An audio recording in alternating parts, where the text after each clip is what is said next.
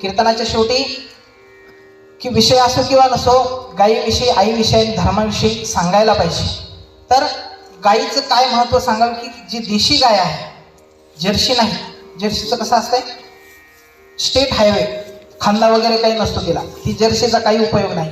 कलियुगातली पुतना म्हणजे जर्सी गाय. जास्त वेळ घेणार नाही, 5 मिनिटांमध्ये सांगतो.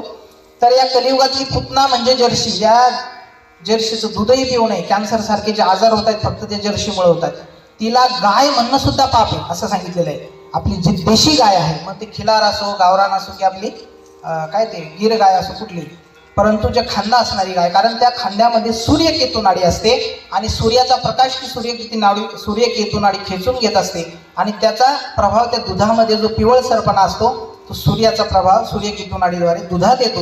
म्हणून देशी गाईचं दूध जे आहे ते पिवळं असतं आणि या काय ते जर्सीचं दूध जे असतं ते पांढरं दूध असतं म्हशीसारखं.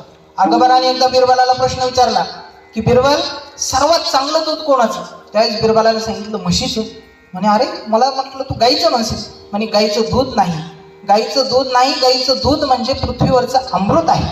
महात्मा गांधी सांगायचे की गाय पाळण्याची सेवा तर करायलाच पाहिजे, परंतु जरी ती सेवा करताना आली तर गाईचं दूध पिण्याची तरी सेवा करा, कारण त्यांनी सद्बुद्धी येईल आणि ईश्वर प्राप्ती करण्याची, रामनाम जपाचं काय होईल, आपल्याला साधना करण्याची बुद्धी होईल. म्हणून दूध तरी या देशी गाईचं, मुलांना द्यायचं तर देशी गाईचं दूध असो. तर अशा गायी पाळायला पाहिजे. आता गायी कत्तलखान्यात चालल्यात, म्हणजे आई वृद्धाश्रमात, गायी कत्तलखान्यात, आणि धर्माचे तर वाटोळेच झाले. ऐसे कलियुगामुळे झाले धर्माचे वाटोळे. कलियुगामुळे काय झालं, धर्माचा सगळा ह्रास होत चाललाय. परंतु तरी सुद्धा काय, भगवंत युगे युगे अवतार घेऊन संतांच्या रूपाने येऊन धर्माचं रक्षण करत असतात. तर आईचं सांगत असताना सांगतात की काय त्या आईचं वर्णन करावं आई वडिलांचं, त्या मुलांनी आई वडिलांची सेवा करायला पाहिजे. आता टीव्ही चॅनलमुळे तर पोरं असे बिघडले की आई वडील यांना मानायलाच तयार नाही, लक्षात घ्या. आणि म्हणून आई वडिलांनी मुलांना संस्कार द्यायला पाहिजे, पैसे नाही. जे छत्रपती शिवाजी महाराजांना त्यांच्या आई वडिलांनी संस्कार दिले, संपत्ती कमवून नाही, त्यावेळेस तर किती संपत्ती कमवून दिली असते, त्यावेळेस संपत्ती नाही तर संस्कार कमवून दिले, संस्कार दिले, आणि म्हणून छत्रपती तयार झाले.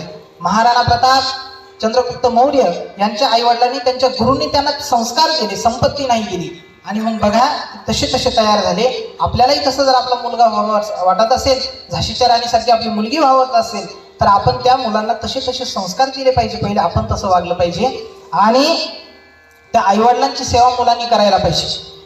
सांगितलं जातं की सर्व तीर्थमयी माता, सर्व देवमयो पिता. ही आई ही सर्व तीर्थांत समान आहे आणि वडील सर्व देवांत समान आहे. आजच्या कीर्तनामध्ये आमचे पितृचरण सुद्धा आलेले आहेत, त्यांचे सुद्धा दंडवत. आमच्या आईसाहेब आहेत आणि बाबांचं प्रवचन आपल्या सप्त्यात झालेलं आहे ना, काका आहेत ना, अमोल्य महाराजांचे काका आहेत, बाबांचं सुद्धा आभार. सर्व आलेले आहेत. तर सांगायचं मला की मुलांना हे संस्कार दिले पाहिजे. आई वडिलांना सर्व तीर्थांचं, म्हणजे आई वडिलांचं दर्शन करून प्रदक्षिणा केली तर सर्व तीर्थाला प्रदक्षिणा केल्याचं पुण्य आहे आणि सर्व देवांचं दर्शन केल्याचं पुण्य आहे. हे नसतं सांगतो असं नाही बरं का, शास्त्रवचन हे माझ्या मनाचं सांगत नाही. सर्व तीर्थमयी माता आणि सर्व देवमय पिता. माताच कमला देवी, पिता देव जनार्दन. माता ही कमला देवी म्हणजे लक्ष्मी माता सारखी आहे, ज्याचे आईवडील त्याच्यासाठी. आणि काय, माताच्या कमला देवी, पिता देव जनार्दन. पिता हे जनार्दन म्हणजे साक्षात विष्णू भगवान असतात.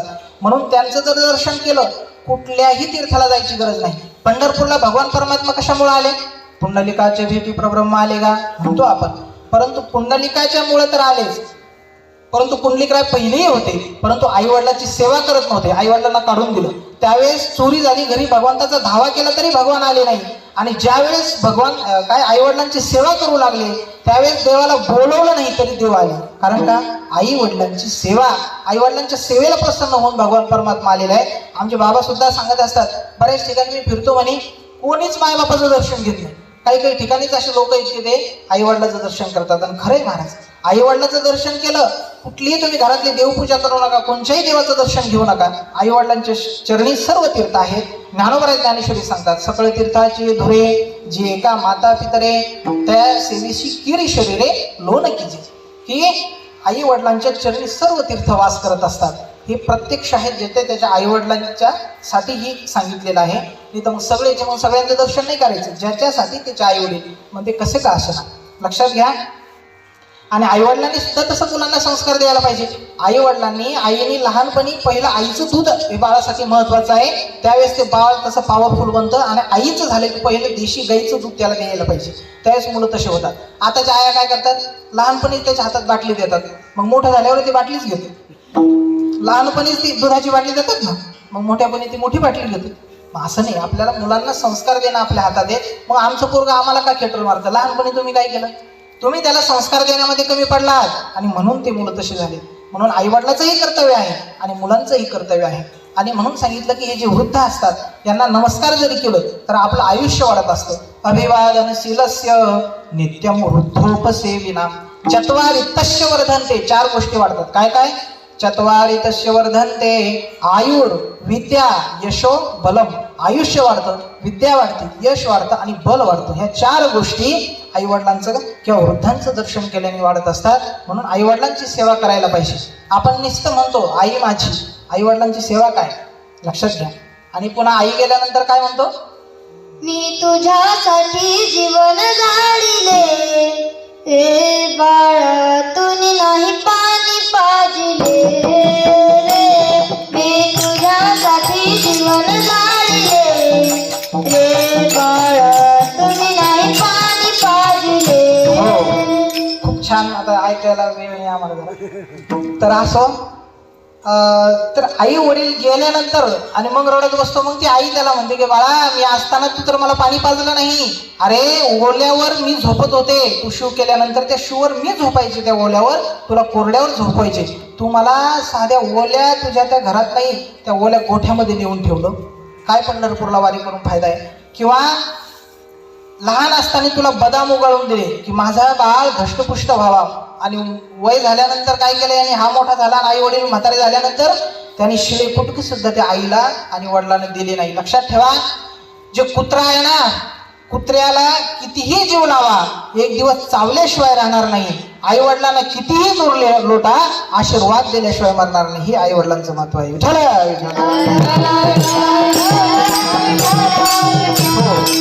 म्हणून आई वडिलांचंही महत्व आहे. आणि धर्माविषयी की धर्माचं जे आहे, धर्म आपला धर्म आहे म्हणून आपण आहे. धर्मो रक्षती रक्षिता. हा धर्माचं जो रक्षण करतो, धर्म त्याचं रक्षण करत असतो.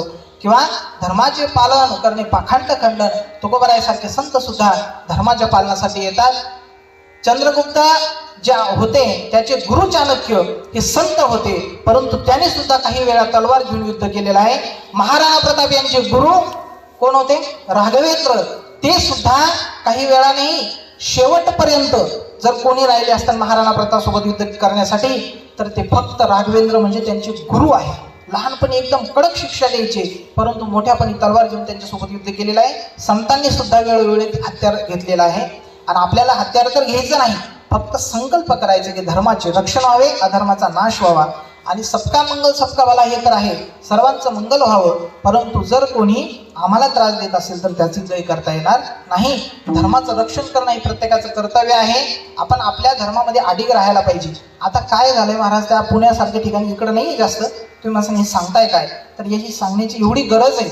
इकडे या आपल्या खेड्यापाड्यात नसेल, परंतु पुणे मुंबई या ठिकाणी आदिवासी एरियामध्ये एवढं धर्मांतरण चालू आहे. पैसे देऊन धर्म बदलायला लावतात, पैसे देतात, घर बांधून देतात, लग्न सुद्धा करून देतात. फक्त काय करायचं? धर्म बदलायचा, धर्मांतरित व्हायचं. आणि धर्मांतरित झाल्यानंतर तुम्हाला सगळं देतील, परंतु सांगितलेलं आहे शास्त्रांना, पहिले माहीत होतं शास्त्रकारांना, म्हणून सांगून ठेवलंय काय की स्वधर्मो निधनम श्रेय परधर्मो भयावह. स्वतःचा धर्म किती जरी दुःखदायी वाटत असला, तो नसतो, पण जरी आपल्याला कष्टदायी वाटत असला तरी तो कल्याण करणार नाही. म्हणजे स्वधर्मो निधनम श्रेय परधर्मो भयावह. दुसऱ्याचा धर्म जो आहे तो भय देणार आहे. म्हणून धर्मांतरित कोणी होऊ नका. या ठिकाणी एवढी सांगण्याची आवश्यकता पण नाही.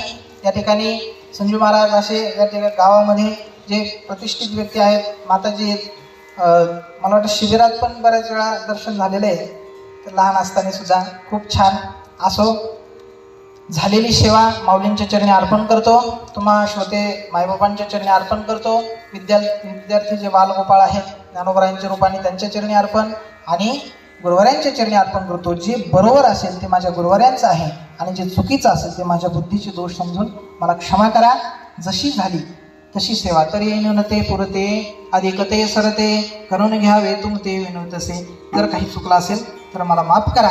आणि या ठिकाणी मला कीर्तन करायची काही जास्त सवय नाही, म्हणजे कीर्तन करतच नाही. आणि पहिल्यापासून कीर्तन जर केले असते तर आळंदीला 2 गुंठे जागा आहे, तिथं बांधकाम करायला सांगत असतो. जर तिथं जर बांधकाम केलं आणि खोल्या जर भाड्याने दिल्या आणि मी कीर्तन करत राहिलो, डबल धंदा होतोय. खोल्या पण भाड्याने तिचे पैसे येतात कीर्तनाचे सुद्धा. परंतु यांची जी सेवेत आनंद आहे ना, ही इथली कमाई नाही, मेल्यानंतर वरची कमाई. पैसा तर सोबत आपण घेऊ जाणार नाही, परंतु यांना जर तयार केलं तर यांना जर तयार केलं आणि यांच्याद्वारे आता तो जो विद्यार्थी आपला जोग महाराज संस्थेत ज्याला शिक्षक म्हणून घेतलं त्याची ज्ञानेश्वरी कंठस्थ आहे, पूर्ण ज्ञानेश्वरी पाठ आहे. पुंडलिक महाराज जाधव निरखेडचा आहे, जालना जिल्ह्यात. तर तो जो आहे पंढरपूरच्या जोग महाराज संस्थेत त्याला शिक्षक म्हणून घेतलेला आहे. तो आयुष्यभर ब्रह्मचारी राहणार. आपल्या संस्थेत 9 वर्ष होतात त्याला. मग पहिले आपण कीर्तन मागच्या वेळेचं कीर्तन आपल्या या ठिकाणी झालेलं आहे बघा, 12 वर्ष झाले त्याला 2012ला. तर तो विद्यार्थी आता शिक्षक म्हणून आहे. तर हे जे आहे आता ही जी परंपरा आहे, हे आपल्या संस्थेचं छोटंसं फूल जोग महाराजांच्या चरणी अर्पण झालं, हेच सेवेचं सफल झालं. नाही तर आळंदीमध्ये एवढ्या संस्था आहेत, मला तरी वाटत नाही, मी काय अहंकाराने सांगत नाही, परंतु अभिमानाने, काय स्वाभिमानाने. अभिमान वेगळा आणि स्वाभिमान वेगळा. तर स्वाभिमानाने सांगतो की बाबा आपला एक विद्यार्थी. आणि एकच नाही, राम काळे म्हणून आहे मंठ्याला त्याची संस्था आहे, त्याची सुद्धा ज्ञानेश्वरी पाठ आहे. तो जोग महाराज संस्थेत बसला पुंडलिक आणि हा राऊत बाबांच्या संस्थेत. दोन्ही संस्थेत दोघांचे पहिले नंबर कीर्तनात, आणि दोघांनी ज्ञानेश्वरी पाठांतर केली हे 2 विद्यार्थी. बाकीच्या आळंदीला ते काय ओम आटकळ हे ते बरेच पोळे त्यांच्या संस्था आहेत, बाकीचे असे कीर्तनाद्वारे प्रचार करतात. सांगायचे एकच की पैशापेक्षा संस्कार हे जर दिले आणि हे जे धर्मकार्य हे जर केलं तर हे आपल्याला वरती कामी येईल आणि वरती जाऊ दे, या ठिकाणी समाधान भेटतं. हे कीर्तन करत फिरल्यापेक्षा मला तर लई जीवार आलं. पोरायला म्हणलं तर हे सप्ताह म्हणजे मला खरोखरच जीवार येतं थोडंसं जायचं. आणि त्या ठिकाणी बसल्या बसल्या काही काम राहत नाही, म्हणजे रिकाम टेकले म्हणून म्हणा का काय असो, परंतु पोराला शिकवण्यात जो आनंद येतो तो खूप छान आहे. असो तर झालेली सेवा माऊलींच्या चरणी अर्पण करतो. काही चुकला असेल तर माफ करा. सेवेला पूर्णविराम. ज्ञानेश्वर माऊली.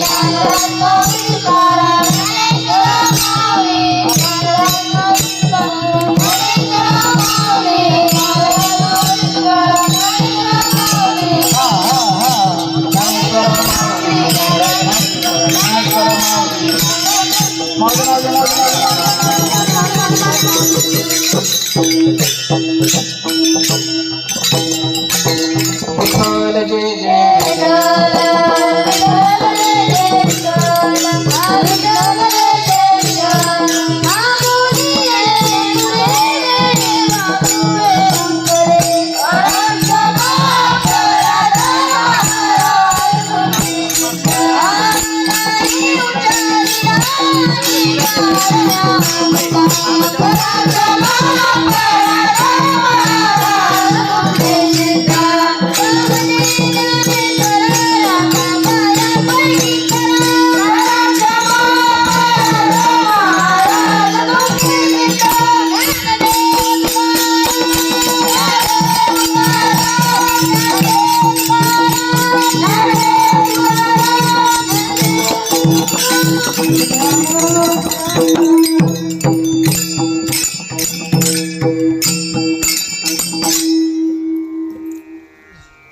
संत गजानन महाराज तसेच माता वैष्णोदेवी यांच्या आज मंदिरात कलस्थापना आपण केली. त्या निमित्तानं आदरणीय आपले बाबासाहेब महाराज भया यांचा या ठिकाणी एक मधुर एक आपल्याला कीर्तन किंवा महासंवाद म्हणा ऐकायला भेटला. सर्वप्रथम मी त्यांच्या पूर्ण शिक्षण संस्थेचे विद्यार्थी आणि बाबांच्या ठिकाणी आपल्या गजानन महाराज समिती यांच्यामार्फत आभार मानतो आणि बाबांना धन्यवाद देतो. बोलता बोलता बाबा बोलले की मी स्वाभिमानी अहंकार सांगत नाही, पण एक मला एक विषय आठवतो 2016मधला असेल कदाचित, की एक दिवस सहज संजय महाराज नसताना बाबाचा फोन होता त्यांना की आपल्या संस्थेचं काम चालू आहे, बरोबर ना, संस्थेचं काम चालू आहे आणि मी माझी घरचा कापूस आणि सोयाबीन विकून सगळं पैसे संस्थेला लावतो आहे.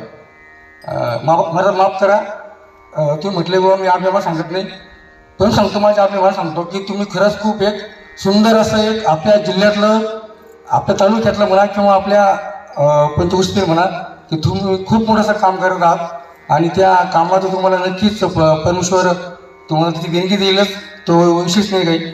आणि या कार्यक्रमाला आपले माझे परममित्र संजू महाराज मुंडे यांनी जे विद्यार्थी आले आहेत, बरेच आपल्या जवळपासचेच आहेत, बांधकर ओगला असेल, फक्त आपल्या गावातले नाहीत, ते येतील पुढच्या वर्षी.